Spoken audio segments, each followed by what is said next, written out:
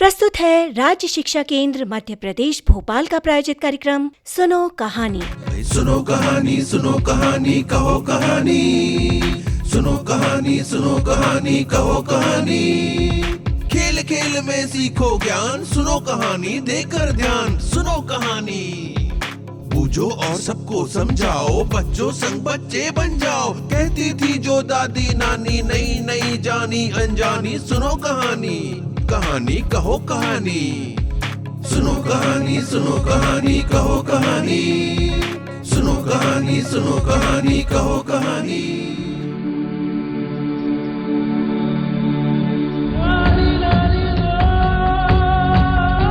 Where the mind is without fear and the head is held high, where the world has not been broken up into fragments, where the clear stream of reason has not lost its way, where the mind is led forward by thee into ever-widening thought and action, into that heaven of freedom, my Father, let my country awake.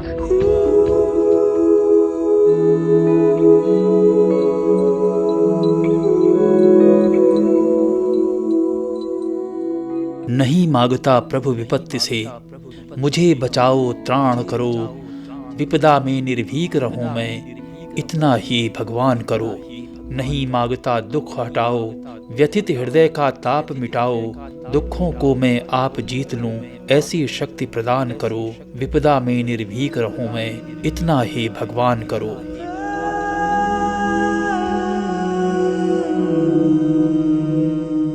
ये मार्मिक पंक्तियां हैं गुरुदेव रवींद्रनाथ टैगोर की। हमारे राष्ट्रगान की रचयिता, साहित्य के नोबेल पुरस्कार से सम्मानित गुरुदेव रवींद्रनाथ टैगोर ने अपने 80 साल के जीवन में विपुल साहित्य की रचना की। वे उन साहित्य सर्जकों में हैं जिन्हें काल की परिधि में नहीं बांधा जा सकता। उन्होंने 1000 से भी अधिक कविताएं लिखी और 2000 से भी अधिक गीतों की रचना की। इसके अलावा उन्होंने बहुत सारी कहानियां, उपन्यास, नाटक तथा धर्म, शिक्षा, दर्शन, राजनीति और साहित्य जैसे विविध विषयों से संबंधित निबंध लिखे। उनकी दृष्टि उन सभी विषयों की ओर गई जिनमें हम सबकी रुचि हो सकती है। अपनी रचना धर्मिता के दम पर वे उस मुकाम तक पहुँचे जहाँ कुछ एक महान रचनाकार ही पहुँचते हैं। महाकवि के रूप में प्रतिष्ठित गुरुदेव रवींद्रनाथ टैगोर एक अप्रतिम कहानीकार भी थे। परंपरागत और आधुनिक समाज की विसंगतियों एवं विडंबनाओं को चित्रित करती उनकी कहानियां व्यक्ति और संसार के बीच उपस्थित अयाचित समस्याओं के साथ संवाद करती हैं।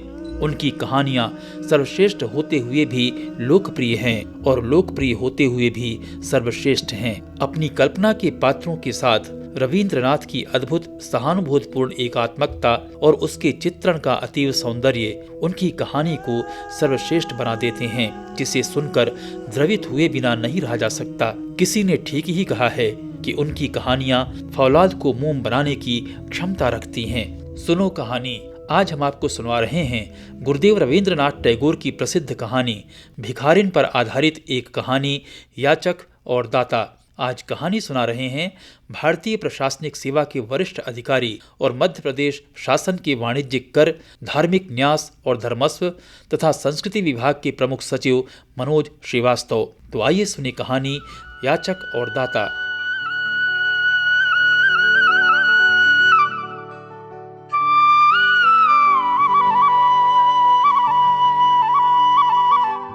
वह प्रतिदिन मंदिर के दरवाजे के पास जाकर खड़ी होती, दर्शन करने वालों को पुकारती, कहती, यह फूल चढ़ावा तो लेते जाओ। बोली की मिठास दर्शनार्थियों को आकर्षित करती और लोग उस नेत्रहीन वृद्धा से महकते फूल लेते, उसकी झोली में पैसा डालते और आगे बढ़ जाते। सुबह से शाम तक वह उसी तरह सबका जीवन महकाती और रात्रि को मन ही मन भगवान को प्रणाम कर लाठी टेकती, झोपड़ी की राह पकड़ती। झोपड़ी के समीप आते ही 10 वर्षीय बालक उछलता कूदता उससे लिपट जाता। वृद्धा उसे टटोलती, दुलारती और माथे को चूमकर जैसे पूरा प्यार उड़ेलने का प्रयास करती। बच्चा कौन है, कहाँ से आया, इस बात से कोई परिचित न था। कुछ वर्ष पूर्व संध्या के समय लोगों ने उसकी गोद में एक बच्चा देखा था जो रो रहा था। असहाय और रोते बच्चे को वृद्धा ने अपनी गोद में बिठाया था और उसे चुप कराने का प्रयास करने लगी थी। ममता का आंचल पाकर बच्चा सब कुछ भूल गया था। इस तरह वह वृद्धा के पास रहने लगा। वात्सल्य की तड़प ने वृद्धा की जिजीविषा बढ़ा दी। अब वह पहले से ज़्यादा श्रम करती और शीघ्र लौटने की कोशिश करती। बच्चा माँ के स्नेह को पाकर प्रसन्न था। वृद्धा ने झोपड़ी में एक हांडी गाड़ रखी थी। दिन भर की मेहनत से वह जो कमाती उसमें से बचत करके डालती जाती। वह बच्चे के सुखद भविष्य को बुन रही थी। बच्चे को अच्छा खिलाना, पहनाना और प्रसन्न देखने में ही वह प्रसन्न रहती थी। उसे लगता जैसे उसकी मंजिल मिल गई हो। दिन भर फूल बेचती और घर आकर बच्चे को हृदय से लगा लेती। मंदिर के पुजारी की दया उस वृद्धा पर थी। वह उससे मंदिर की फुलवारी से फूल तोड़ने देता और उसकी ममता पर गर्व भी महसूस करता। वृद्धा भी फुलवारी को पानी से सींचकर सेवा करती। उसी नगर में सेठ बनारसी दास रहते थे। देवभक्त और धर्मात्मा के रूप में उनकी अपनी पहचान थी। उनकी कोठी पर हर समय जरूरतमंदों की भीड़ लगी रहती। कुछ कर्ज लेने आते तो कुछ अमानत रखने। क्षेत्र के सभी मजदूर जो कुछ बचा पाते इन्हीं सेठ जी के यहाँ जमा कराते थे। पर वृद्धा न जाने क्यों सेठ जी के यहाँ धन जमा कराने में हिचकिचाती थी। हांडी में अधिक धन हो जाने के कारण तथा चोरी हो जाने की आशंका से एक दिन संध्या को वृद्धा ने हांडी उखाड़ी और छिपाकर सेठ जी की कोठी पर जा पहुंची। सेठ जी ने बही खाते के पृष्ठ उलटते हुए पूछा, क्या है बुढ़िया? वृद्धा ने हांडी सेठ जी की ओर सरकाते हुए सहमे स्वर में कहा, सेठ जी इसे जमा कर लें, मैं इसे कहाँ रखती फिरूंगी, इसमें क्या है? सेठ जी ने हांडी की ओर देखते हुए कहा। वृद्धा ने उत्तर दिया, मेहनत मजदूरी करके कुछ पैसे जमा किए हैं, चोरी ना हो जाए इस डर से इन्हें आपके पास रखने आई, जब जरूरत होगी तब ले जाऊंगी। सेठ जी ने मुनीम की ओर ऐनक में से देखते हुए कहा, इसे बही खाते में इसके नाम से जमा कर लो। वृद्धा चैन की सांस लेती हुई अपनी झोपड़ी में लौट आई। 2 वर्ष सुख से बीते। एक दिन ज्वर ने लड़के को आ दबाया। वृद्धा माँ ने दवा दारू की, वैद्य को दिखाया, पर सारे प्रयत्न जैसे व्यर्थ हो गए थे। उसका साहस टूटने लगा। वह उसे ठीक करने के उपायों पर विचार करने लगी। तभी अचानक शहर के बड़े डॉक्टर का उसे ध्यान आया। इलाज के लिए पैसे का ध्यान आते ही वह सेठ बनारसी दास के यहाँ जा पहुंची, जहां उसने पैसे जमा किए थे। सेठ जी आसन पर टिके बैठे थे। वृद्धा ने आदर प्रकट करते हुए विनम्र भाव से कहा, मेरा बच्चा बहुत बीमार है, मेरी जमा हांडी से मुझे कुछ रुपये मिल जाएं तो मैं डॉक्टर को दिखाकर उसका इलाज करा लूँ। कैसी हांडी, कैसे रुपये? मेरे पास तो तुम्हारा कुछ भी जमा नहीं है, सेठ जी ने कठोर स्वर में झल्लाते हुए कहा। वृद्धा ने कहा, सेठ जी अभी 2 वर्ष पहले ही तो मैंने हांडी में जमा पूंजी आपके यहाँ जमा की थी। यह कहकर मुनीम जी की ओर सहानुभूति की अपेक्षा की दृष्टि से वो देखने लगी। मुनीम जी ने सेठ जी की ओर रहस्यमयी दृष्टि से देखने के बाद वृद्धा से कहा, नहीं, तेरे नाम तो कुछ भी जमा नहीं है। वृद्धा वहीं जमीन पर बैठ गई और फूट फूट कर रोने लगी। रो रो कर वह सेठ जी से दया करने की गुहार लगाती रही। सेठ जी, मेरा बच्चा ठीक हो जाएगा तो मैं आपके जीवन भर गुण गाऊंगी। परंतु पत्थर में चौंकने लगी।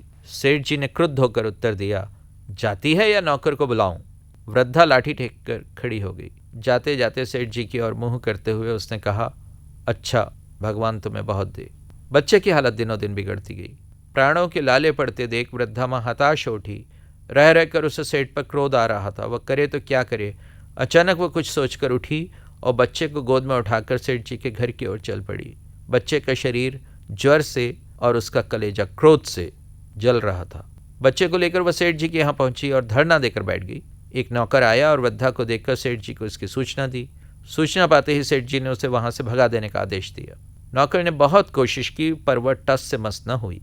थोड़ी देर बाद सेठ जी स्वयं आए। उसे देखकर उन्हें बहुत गुस्सा आया, पर बच्चे को देखकर वे हतप्रभ रह गए। बच्चे की सूरत उनके खोए बालक मोहन से मिल रही थी। 7 वर्ष पूर्व उनका बेटा मेले में खो गया था। बालक की जांघ पर लाल रंग का चिन्ह पहचान कर सेठ जी एकाएक चिल्ला उठे, यह बच्चा तो अपना मोहन ही है। इसके साथ ही तुरंत वृद्धा से बालक मोहन को छीनकर सेठ जी ने अपने कलेजे से लगा लिया। बालक का शरीर ज्वर से तप रहा था। हालत को गंभीर समझ सेठ जी ने तुरंत नौकर से कहा, जाओ तुरंत डॉक्टर को ले आओ। वे बालक को लेकर अंदर चले गए। बाहर वृद्धा चिल्ला रही थी, मेरे बच्चे को मुझे वापस कर दो, वो मेरे दिल का टुकड़ा है, उसे मत छीनो। सेठ जी अपना अधिकार जताते हुए बोले, यह बच्चा मेरा है, इसे कुछ नहीं होने दूंगा, इसे किसी भी कीमत पर बचाऊंगा। वृद्धा ने जोर से ठहाका लगाया, अब यह तुम्हारा बच्चा है, इसलिए इसे प्राण देकर भी बचाओगे? दूसरे के बच्चे की जान जान नहीं होती, ये कहाँ की मानवता है? सेठ जी की दशा अजीब थी। वे जैसे निरुत्तर हो गए थे। उनके अंदर का अहंकार धू-धू करके जल रहा था। वृद्धा कुछ देर बाद अपनी झोपड़ी की ओर चल पड़ी। डॉक्टर ने आकर मोहन को दवाएं दी। दवाओं ने अपना प्रभाव दिखाया। होश आने पर उसने आंखें खोली और बोला, माँ। अपने आसपास माँ को न पाकर वह रोने लगा। उसकी हालत फिर बिगड़ने लगी। ज्वर बढ़ रहा था और वह माँ की रट लगाए जा रहा था। डॉक्टर परेशान थे। सेठ जी के हाथ पांव फूलने लगे। चारों ओर अंधेरा नजर आ रहा था। सहसा सेठ जी का ध्यान उस वृद्धा की ओर गया जो थोड़ी ही देर पूर्व अपने बालक की पुकार करते करते वापस चली गई थी। सेठ जी शीघ्र अपनी कार से झोपड़ी तक पहुंचे। बिना झिझके वे झोपड़ी के अंदर गए। वृद्धा टाट पर निस्तब्ध लेटी हुई आंसू बहा रही थी। सेठ जी पहले सहमे कि किस मुंह से इससे बात करें, पर बालक की गंभीर दशा याद आते ही उन्होंने झुककर उसे हिलाया। वृद्धा स्वयं ज्वर से तप रही थी। सेठ जी ने प्रार्थना भरे शब्दों में कहा, तेरा बच्चा मर रहा है। वह बार बार माँ ही माँ पुकार रहा है। अब तू ही चलकर उसके प्राण बचा सकती है। आज तक सेठ जी ने किसी के सामने सर न झुकाया था, किंतु वक्त ने वृद्धा के सामने उन्हें याचक बना दिया। सेठ जी वृद्धा के पांवों में गिरकर बच्चे की जान बचाने की याचना करने लगे। वे बोले, ममता की लाज रख लो। माँ का ममत्व जाग उठा। वह बीता हुआ सब भूल गई और सेठ जी के साथ चल पड़ी। घर पहुंचते ही वृद्धा ने मोहन के माथे पर हाथ फेरा। हाथ पहचानते ही मोहन ने तुरंत आंखें खोल दी। माँ, तुम आ गई? वृद्धा ने कहा, हाँ बेटा, तुम्हें छोड़कर कहाँ जा सकती हूँ। उसने मोहन का सिर अपनी गोद में रखकर थपथपाया और मोहन को नींद आ गई। कुछ दिन बाद मोहन बिल्कुल स्वस्थ हो गया। जो काम दवाइयाँ, डॉक्टरों और हकीमों से न हो पाया, वह वृद्धा माँ की ममता ने पूरा कर दिया। वृद्धा माँ जब वापस लौटने लगी तो सेठ जी ने उससे मोहन के पास रुकने की बात कही, लेकिन वह न मानी। सेठ जी ने रुपयों की वह हांडी क्षमा मांगते हुए उसे लौटाई तो उसने कहा, यह तो मैंने मोहन के लिए इकट्ठे किए थे, उसी को दे देना। वृद्धा सेठ जी की धरोहर मोहन को सेठ जी के हाथ छोड़कर लाठी टेकती हुई झोपड़ी में लौट आई। उसके नेत्रों से आंसू बह रहे थे, पर आज इन आंसुओं में फूलों का मकरंद और ममता की गंध थी। वह आज सेठ बनारसी दास से ज़्यादा बड़ी हो गई थी। सेठ याचक था और वह दाता। अभी आप सुन रहे थे गुरुदेव रवींद्रनाथ टैगोर की प्रसिद्ध कहानी भिखारिन पर आधारित एक कहानी याचक और दाता। कहानी सुना रहे थे भारतीय प्रशासनिक सेवा के वरिष्ठ अधिकारी और मध्य प्रदेश शासन के वाणिज्यिक कर, धार्मिक न्यास और धर्मस्व तथा संस्कृति विभाग के प्रमुख सचिव मनोज श्रीवास्तव।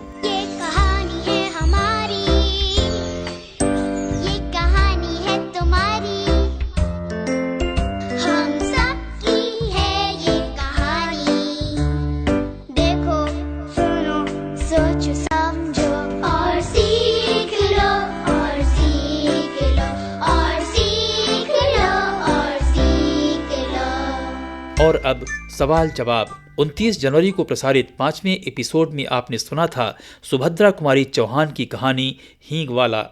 आपको बताना था कि इस कहानी से हमें क्या शिक्षा मिलती है। मेल द्वारा अनेक छात्रों के जवाब प्राप्त हुए हैं। इनमें से 5 सर्वश्रेष्ठ उत्तरदाता विद्यार्थियों के नाम हैं राम भजन बैगा, शासकीय प्राथमिक शाला बरूका, संकुल छतवई, जिला शहडोल; कुमारी सिमरन, शासकीय प्राथमिक शाला बुंदरा, बलगांव, जिला हरदा; मयंक चौरे, शासकीय प्राथमिक शाला जुंडगांव, जिला हरदा; संदीप नाथ, शासकीय माध्यमिक विद्यालय कचनारा, सीतामऊ, जिला मंदसौर; और घनश्याम बर्मन, शासकीय माध्यमिक शाला छपरा कला, जिला सिवनी। सभी विजेताओं को हार्दिक बधाई। आप सभी विजेताओं को मध्य प्रदेश राज्य शिक्षा केंद्र भोपाल की ओर से पुरस्कार के रूप में भेजी जा रही हैं पुस्तकें और प्रमाण पत्र। बच्चों, आज की कहानी केंद्रित थी गुरुदेव रवींद्रनाथ टैगोर की प्रसिद्ध कहानी भिखारिन पर। ये थी याचक और दाता। आपको बताना है कि इस कहानी से हमें क्या शिक्षा मिलती है। आप अपना जवाब कल सोमवार तक अपने शिक्षक को सौंप दें। आपके प्रधानाध्यापक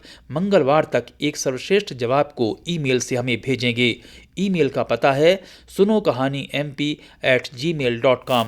सर्वश्रेष्ठ चयनित 5 उत्तरदाता विद्यार्थियों को उनके स्कूल के पते पर मध्य प्रदेश राज्य शिक्षा केंद्र भोपाल की ओर से पुरस्कार के रूप में भेजी जाएंगी पुस्तकें और प्रमाण पत्र। तो देर ना करें, कल तक अपना जवाब अपने शिक्षक को सौंप दें। अगले हफ्ते आप फिर सुनेंगे एक नई कहानी। नमस्कार। सुनो कहानी, सुनो कहानी, कहो कहानी। सुनो कहानी, सुनो कहानी, कहो कहानी। खेल खेल में सीखो ज्ञान, सुनो कहानी देकर ध्यान। सुनो कहानी। बूझो और सबको समझाओ, बच्चों संग बच्चे बन जाओ। कहती थी जो दादी नानी, नई नई जानी अनजानी, सुनो कहानी, कहानी कहो कहानी, सुनो कहानी, सुनो कहानी, कहो कहानी, सुनो कहानी, सुनो कहानी, कहो कहानी। अभी आप सुन रहे थे राज्य शिक्षा केंद्र मध्य प्रदेश भोपाल का प्रायोजित कार्यक्रम सुनो कहानी।